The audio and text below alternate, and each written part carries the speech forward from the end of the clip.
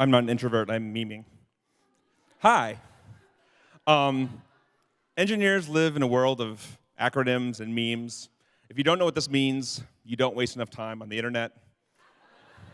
Or you should watch Office Space again, it's a really good movie. Me and my wonderful wife, we are dinks, dual income, no kids. We had this wonderful experience in Europe. My wife did a volunteer thing, I should talk better about it, in Romania at an orphanage. And we decided that there's so many kids in the world that need love, and we thought about growing our family via adoption. And so obviously we have stereotypes about how adoption works. And when you talk about adoption, this is how most people think about it, right? But there's another option, which is foster to adopt. And this is what my wife and I learned about and got into. There's 400,000 children in the United States right now in foster care, and 100,000 of them are looking for a permanent home, what we call a forever home. And my wife and I realized with 10,000 kids in the state of Washington, this is something we wanted to help with. So we dug in.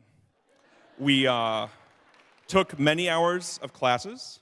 We became CPR and what is the other one?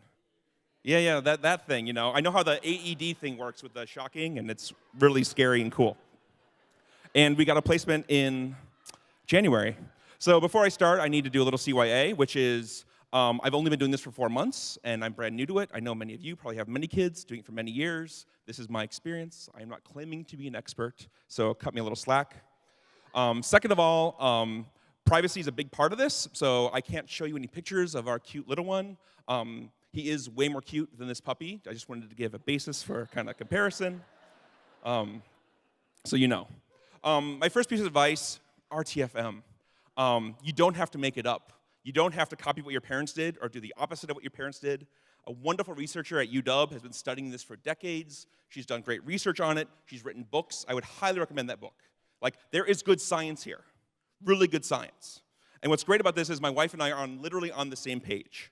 Like, there's no disagreements about this is how I was raised versus you. Like, we have a basis to go to, and it's really, really good. And so a lot of the things I've learned come from this. So what do consequences and vaccines have in common? I would love to tell you, but my wife said I get beat up in Seattle. But consequences are super, super important for kids. Like, reality is full of consequences, and so we need to teach them that. Part of that is, like, not reacting to negative stimulus. Your children will try to get your attention in bad ways. You're better off ignoring. Don't laugh, and maybe, and they're not breaking anything, don't chastise them. Just ignore them. Give them no signal. They'll learn that's not a way to get attention. More importantly, do not let them negotiate.